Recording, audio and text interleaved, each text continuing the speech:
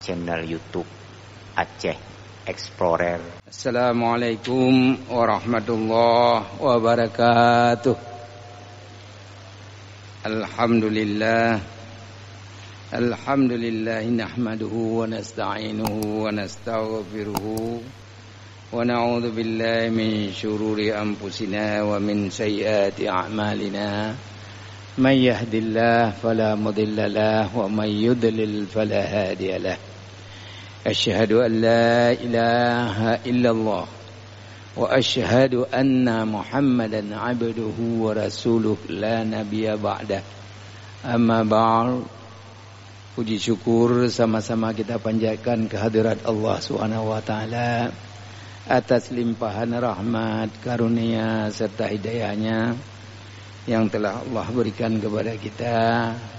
Ya, mudah-mudahan solat kita subuh yang berbahagia ini akan mendapatkan pahala penilaian dari Allah SWT, dan itu pasti kelak akan diberi tanggungjawabnya kepada kita. Kemudian daripada itu juga selawat beriring salam yang tidak pernah henti-hentinya kita sampaikan ke pangkuan alam Nabi besar Muhammad sallallahu alaihi wasallam, keluarga dan sahabat beliau sekalian.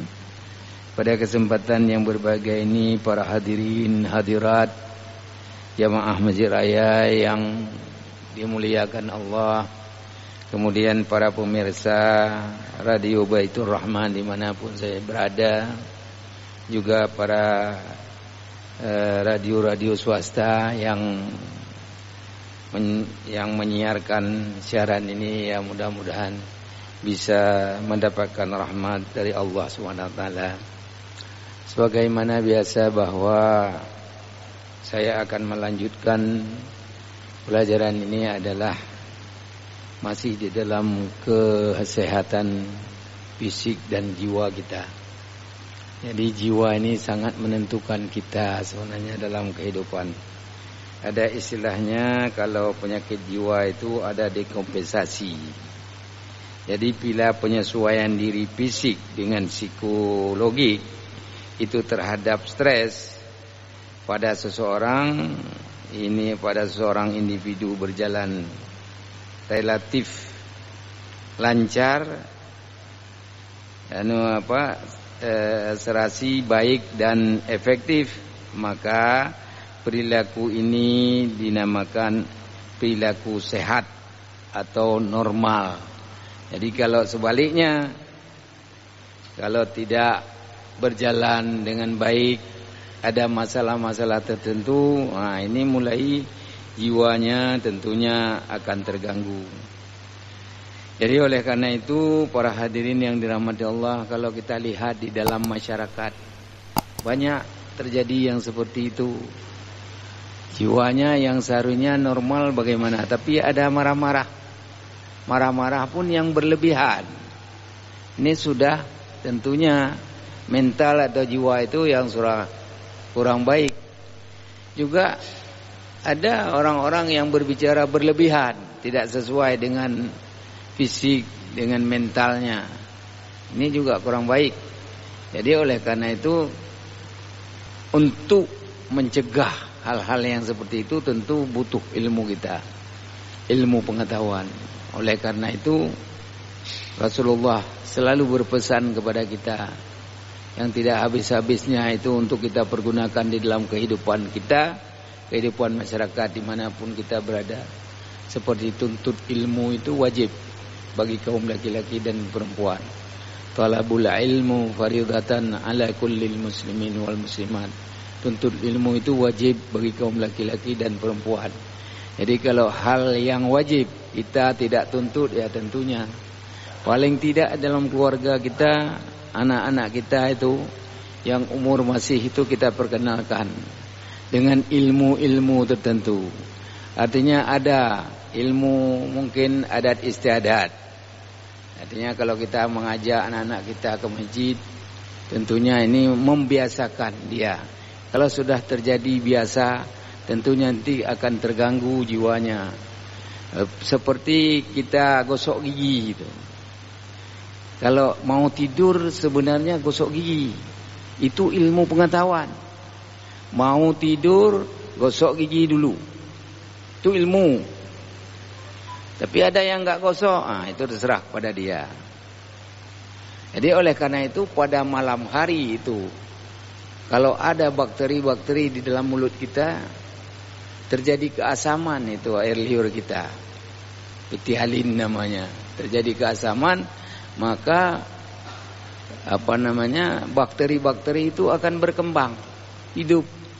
Jadi ada anak-anak kadang baru-baru, ya anak-anak muda itu sering sudah terjadi karies, yaitu lubang gigi. Jadi oleh karena itu hal-hal yang seperti ini memang kalau sudah kita biasakan, itu nggak bisa tidur kalau belum gosok gigi. Nah ini sudah menyangkut dengan kejiwaan. Jadi oleh karena itu jiwa ini memang ada jiwa yang sehat dan ada jiwa yang sakit. Kemudian kalau kita lihat dari gangguan jiwa atau mental ini, itu disebut penyakit kejiwaan. Berbagai kondisi yang mempengaruhi sesuatu, yang mempengaruhi suasana hati. Ya. Jiwa ini yang mempengaruhi suasana hati, suasana berpikir, yaitu berpikir. Kemudian jenis yang paling umum adalah gangguan depresi tadi yang dikatakan bahwa depresi itu merupakan suasana hati atau gangguan kesehatan mental. Jadi oleh karena itu dengan suasana hati ini yang terus-menerus tertekan atau kehilangan minat di dalam beraktivitas, itu menyebabkan penurunan yang signifikan di dalam kualitas kehidupan kita sehari-hari. Jadi oleh karena itu kemungkinan bisa terjadi. Penyebabnya termasuk ketegangan di dalam dalam kehidupan kita sehari-hari, itu karena kombinasi dari faktor biologis atau psikologis dan sosial. Ini yang menyebabkan kita. Faktor biologis ya tentunya bagaimana kehidupan kita, kehidupan jasmani kita, kehidupan rohani kita. Jadi ini bisa saja terjadi di lingkungan kita, bisa saja terjadi dari keturunan kita, dari keluarga kita, gen kita. Jadi dari segi itu tentunya ini akan membawa akibat bagi generasi-generasi penerus. Kemudian secara psikologis, psikologis. Jadi oleh karena itu rasa, nggak enak, rasa nggak mau, rasa begini, rasa begitu. Ini tentunya akan menyebabkan itu juga. Nanti akan kita lihat bagaimana gejala-gejalanya. Dan sosial, tentunya ilmu sosial. Kita ngurung diri di rumah, tidak berteman, tidak kemana-mana, hanya di rumah saja.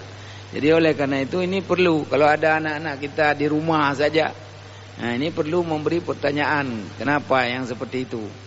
Jadi oleh karena itu tentunya ini keluarga lah yang akan memberikan dampak kepada keluarga kita. Kemudian semakin banyak penelitian yang menunjukkan bahwa faktor ini dapat menyebabkan perubahan dalam fungsi otak. Ya, termasuk aktivitas normal dan signifikan, yaitu saraf-saraf tertentu di dalam otak. Kalau kita mau melihat itu di dalam ilmu saraf, ilmu otak itu, kita dalam otak kita ini ada keluar 12 pasang saraf ini. 12 pasang saraf yang keluar dalam otak kita. Oleh karena itu memang otak ini sangat berharga. Yang antara lain yaitu ada istilahnya itu olfaktorius. Ya, ini yang mempersarafi hidung dan bahagiannya lain. Nah, jadi hidung kita ini dipersarafi juga. Coba ada juga kalau kita lihat orang-orang saraf ini, saraf olfaktorius ini tidak bagus lagi, mungkin hidung juga akan berdenyut-denyut dia, agar bergerak-gerak sendiri dia. Nah, ini enggak ada kontrol dari saraf otak. Kemudian ada optik, yaitu saraf untuk mempersarahi mata. Sekitar mata saja untuk mempersarafi itu. Kemudian yang ketiga ada oculomotorius, yaitu bergerak-gerak bola mata, untuk menggerak-gerak bola mata. Itu namanya saraf oculomotorius. Kemudian ada saraf trigeminus. Ya. Ada saraf troclearis, yaitu menggerakkan beberapa otot mata. Nah, itu ada, berarti mempersarahi mata ini ada beberapa saraf otak yang keluar untuk otot, untuk mata, dan untuk bola mata. Kemudian ada namanya trigeminus, itu yang kelima, saraf yang kelima, trigeminus. Ini memang menerima rangsangan dari wajah untuk diproses di otak sebagai sesuatunya menggerakkan. Nah, ini pun sangat penting. Kalau tidak ada saraf ini tentunya tidak ada apa-apa dari otak, tidak berproses. Kalau ada masalah apa-apa tidak diproses. Karena saraf trigeminus ini memang kelainan. Ada istilahnya saraf abdusen, penggerak bola mata. Nah, semua mata kita itu digerakkan. Jadi oleh karena itu salah satu di antaranya untuk mata ini betul-betul kita harus pelihara dengan demikian rupa. Kemudian ada namanya nervus facial, yaitu untuk mempersarahi mata, pencernaan, rasa kecap. Jadi rasa kecap itu rasa enak. Kalau kita makan sesuatu ada rasa enak. Jadi itu mempersarahi pencernaan atau wajah. Jadi kalau kita makan cabai, sampai keluar air mata itu sampai merah wajah kita. Nah, ini saraf ini biasanya yang akan mempersarafi. Kemudian namanya auditorius, yaitu untuk pendengar, keseimbangan tubuh. Kalau saraf ini enggak ada, ya tubuh kita enggak seimbang. Nah, itu. Jadi ini memang saya dulu belajar ini kalau enggak bisa hafal enggak lulus ini mata kuliah ini. Jadi oleh karena itu tentunya sangat butuh, yaitu keseimbangan tubuh. Kalau oleng-oleng kita jalan nih berarti saraf ini terganggu. Kemudian glossopharyngeus. Ya, ini rasa kecap. Juga rasa kecap untuk menelan. Kalau kita telan sesuatu, kalau pahit kan enggak enak. Tapi kalau enak, kalau manis, waktu kita telan itu ya enak. Jadi terus kita telan dengan baik. Memang Allah memberikan itu kepada kita. Ini bukan manusia yang kasih, Allah Subhanahu wa taala. Jadi oleh karena itu ini enggak bisa kita berbuat apa-apa. Harus seperti itu dia. Kemudian yang ke-10 vagus, yaitu untuk mulut. Ini saraf utama mempersarafi mulut kita. Seperti bibir ini semua itu akan mempersarafi oleh vagus. Kemudian ada aksesorius, yaitu untuk menelan. Artinya dalam penggerakan menelan. Dia kalau nggak bisa kita telan berarti saraf ini yang rusak, nggak bisa bergerak. Makan yang ada di mulut itu tidak bisa lewat kerongkongan. Kemudian hipoglossus, yaitu untuk otot lidah. Jadi untuk lidah itu, untuk otot itu juga kan ada orang-orang yang memang lidahnya nggak bisa bergerak itu saraf ini yang akan rusak.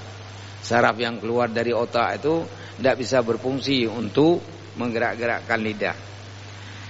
Kemudian kalau kita lihat di Indonesia itu yang dapat ditangani oleh tenaga medis itu yang profesional jangka waktu 6 bulan. Yaitu dalam waktu 6 bulan kalau saraf ini belum perbaiki, ini mungkin akan bisa diperbaiki. Jadi kadang-kala kalau sudah lebih daripada itu tentunya ini para pendiagnosanya ini nggak bisa sembuh mungkin. Ya. Artinya menurut pemikiran manusia. Tapi kalau Allah mau menyembuhkan apapun bisa terjadi.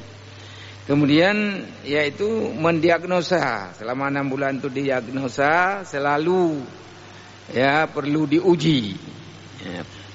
Didiagnosa, diuji bagaimana. Kemudian ada gejala-gejala diagnosa, yaitu rasa sedih, kehilangan minat, yaitu perilaku dan fisiknya. Jadi selalu sedih. Ini kalau terjadi pada ini segera kita tanggulangi dengan kita mengajak berbicara, kita mengoreksi kenapa bisa terjadi yang seperti itu. Ini keluarga harus mengerti sebenarnya. Jadi tidak mesti para petugas kesehatan aja mengerti ini seperti ini. Kita orang biasa juga harus wajib mengerti itu. Kalau pernah kita dengar tentunya kalau terjadi dalam keluarga. Saya pernah dulu sekali di sini. Itu ada anak-anak kita yang SMA, tinggalnya daerah sana oleh Karing. Jadi diberitahu kepada saya, bagaimana Pak, anak saya ini kalau masuk kamar mandi ambil wudu lama-lama kali dan sering kali. Ini. Jadi ini Bapak Ibu harus tahu bahwa ini ada salah satu saraf dalam otak terjadi kelainan. Ini Bapak harus tanggulangi, harus konsultasi dengan dokter. Nah, kemudian samping itu waktu kira-kira 2-3 bulan, alhamdulillah karena orang tuanya memang mengerti, memberitahu, datang lagi kemari dan menjumpai saya. Alhamdulillah Pak, anak saya sudah enggak lagi ngambil wudu 2-3 kali satu hari. Sebentar kamu masuk kamar mandi. Nah, oleh karena itu ini memang orang tuanya harus tahu ya, bahwa cara memberikan pengobatan itu ya terapi bicara. Jadi sering kita berbicara kepada anak-anak kita itu. Kemudian makin banyak dan teratur, yaitu dilakukan oleh keluarga. Ini dapat normal kembali, ya, dapat menormalkan perubahan di otak yang kehidupan dengan depresi ini. Jadi kalau kita berikan terapi bicara di rumah kita bagus, artinya tidak marah-marah. Ini juga kadang kita nggak tahan ya. Jadi memang harus kita biasakan itu. Kita beri pelajaran, kita ngajak ngomong, kita bersama dengan keluarga kita, insya Allah itu akan bisa terperbaiki depresi yang seperti ini. Kemudian ada proses terjadinya gangguan jiwa. Ini memang cara-cara mengatasi stres. Itu ada istilahnya antara lain yaitu fantasi. Ini untuk mengatasi stres. Jadi ada fantasi, kita bisa melihat pada anak-anak kita, pada keluarga kita, pada pasien, yaitu memuaskan keinginan yang terhalang dengan prestasi dalam khayalan. Kadang-kala ada ya, orang-orang kita lihat pasien itu dia tidak punya kemampuan itu, tapi dia selalu bahwa saya mampu, saya begini. Ini banyak terjadi dalam masyarakat kita. Ini adalah salah satu istilah yaitu fantasi. Ya, jadi memuaskan keinginannya terhalang dengan prestasi dalam khayalan. Jadi khayal saja yang banyak. Kemudian ada rasional, yaitu berusaha membuktikan bahwa perilakunya itu masuk akal. Nah, jadi ada juga pasien-pasien yang seperti dia berusaha terus dengan perilaku yang masuk akal kadang-kala. Padahal dia tidak sehat. Nah, itu ada kalau kita memang kita wawancara dengannya, itu tentunya akan nampak sama kita bahwa rasional itu dapat dibenarkan sehingga dapat disetujui oleh diri sendiri dan masyarakat. Kadangkala ya saya buat begitu karena begini. Jadi masyarakat juga karena dia berbuat begitu memang seperti itunya dia. Nah, ini bisa terjadi yang seperti itu di dalam kehidupan bermasyarakat kita. Kemudian ada penyangkalan. Nah, itu melindungi diri sendiri terhadap kenyataan yang tak menyenangkan dengan menolak menghadapi hal itu. Sering dengan cara-cara yang cara-cara yang kurang baik. Jadi selalu memang kita lihat pasien-pasien yang terjadi penyangkalan, yaitu melindungi diri sendiri. Jadi kadangkala tidak mau dia disalahkan, tidak mau dia itu tidak benar, tidak mau. Kemudian di samping itu juga tentunya memberikan memberikan diri seperti menjadi sakit, kesibukan dengan hal-hal lain. Ini bisa terjadi pada orang seperti ini. Bisa menjadi kesibukan, bisa rasa sakit. Itu padahal nggak sakit, tapi dia merasa sakit. Jadi oleh karena itu ini harus kita memang betul-betul tahu hal itu supaya kita tidak tertipu dengan keadaan seperti itu. Kemudian namanya identifikasi. Identifikasi itu menambah rasa harga diri dengan menyamakan dirinya dengan orang atau institusi yang mempunyai nama. Kadang-kala ada orang yang seperti itu. Identifikasi kadang-kadang dia bahwa saya kalau di tempat itu, kalau sama orang itu, kalau begini, kalau begitu, enggak apa-apa. Bisa saya atur, bisa saya ini. Ada orang-orang yang seperti itu. Nah, jadi orang-orang yang menyogok masuk PN, dia mampu menghadapi orang-orang tertentu, ini orang model begini ini. Kelainan jiwa.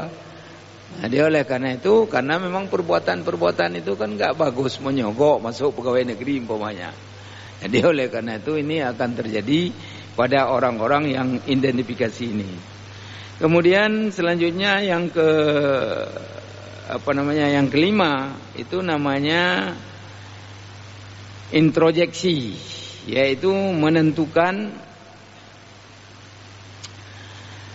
nilai dan norma luar dengan struktur egonya, sehingga individu tak tergantung pada belas kasihan hal-hal itu yang yang dirasakan sebagai ancaman luar. Ada orang yang seperti itu. Jadi introjeksinya itu. Jadi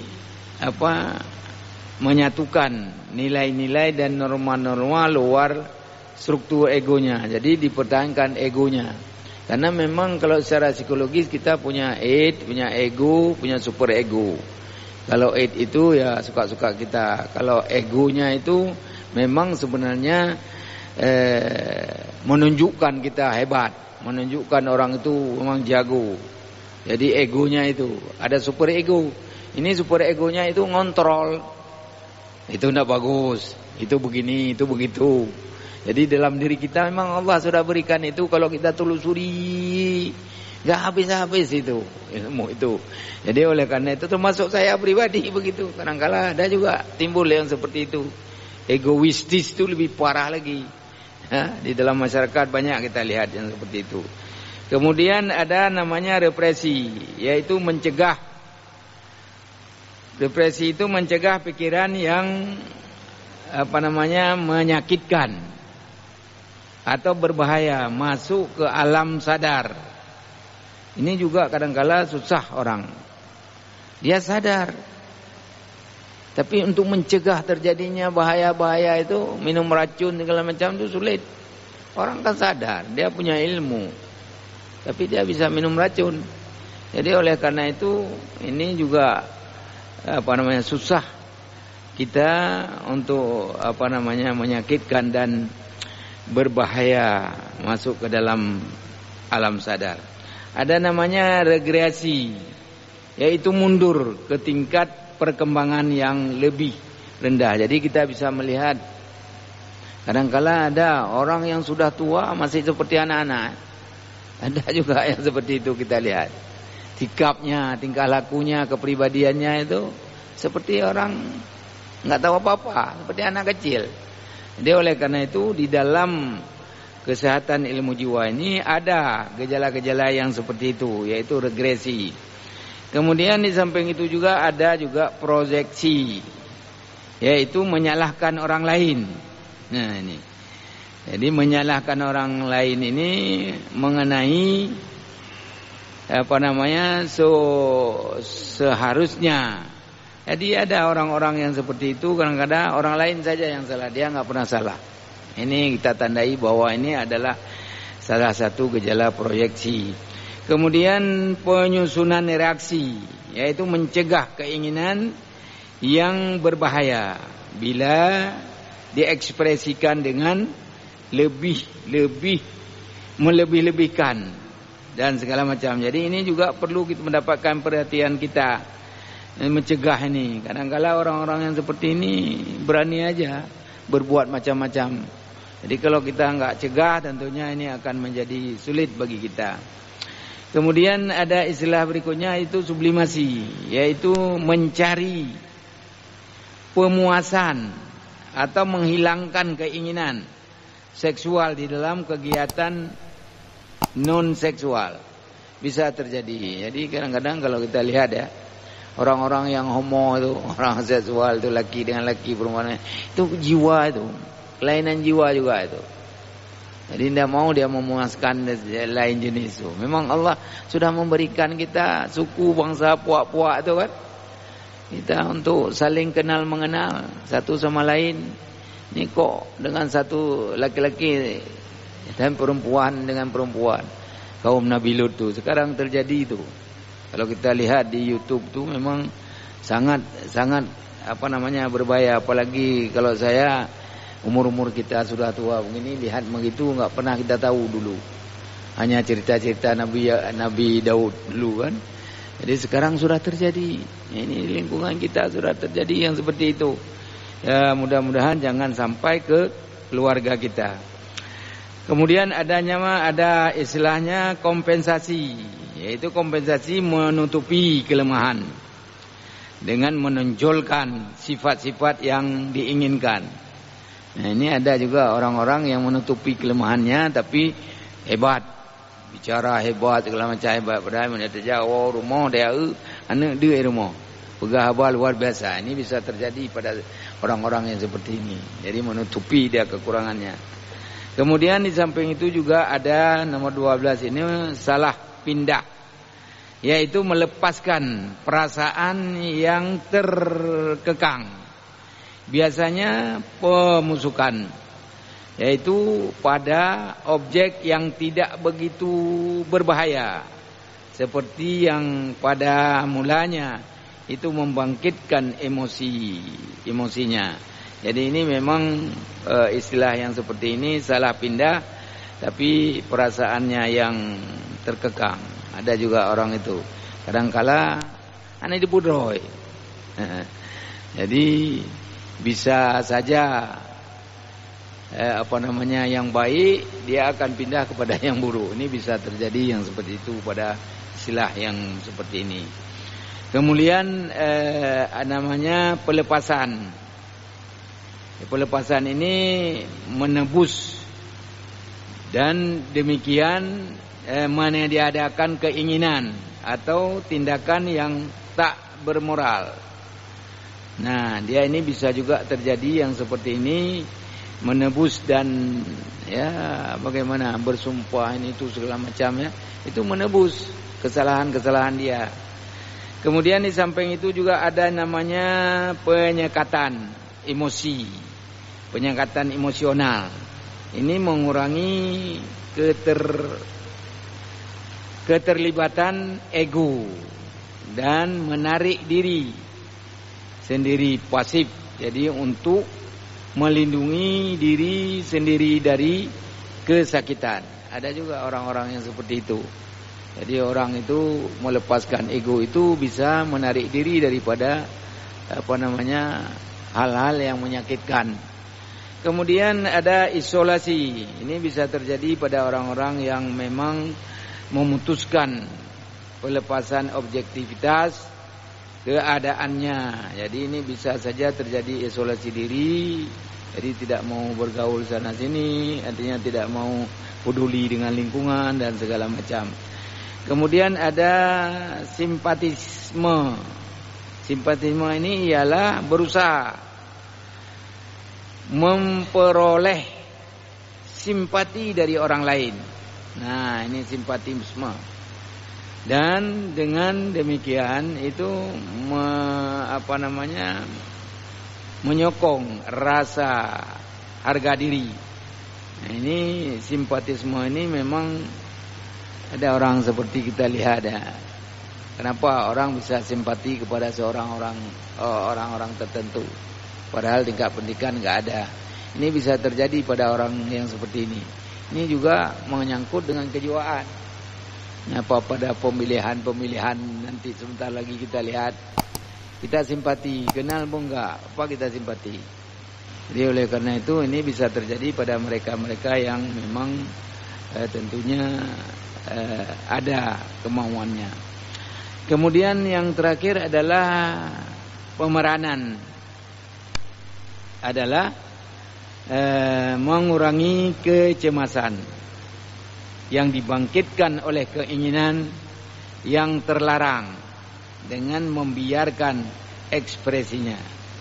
Jadi ini namanya pemeranan, dia ikut beserta. Jadi mengurangi kecemasan ini, ya, yang dibangkitkan oleh keinginan. Jadi ini pada orang-orang yang kelainan jiwa ini bisa saja kita lihat ekspresinya. Jadi ini bisa yang seharusnya sangat sakit, sangat menderita, tapi dia bisa mengurangi dengan ekspresinya, bisa berbagai macam. Kadang-kala mempertahankan diri yang seperti itu bisa kita lihat di wajah sampai biru. Ada juga yang seperti itu kita lihat. Jadi oleh karena itu Bapak sekalian, para hadirin yang dirahmati Allah, bahwa kita ini hari sudah kita ketahui bahwa ada gejala-gejala jiwa. Ada 12 pasang saraf yang keluar dari otak kita. Itu yang mempersarafi tadi.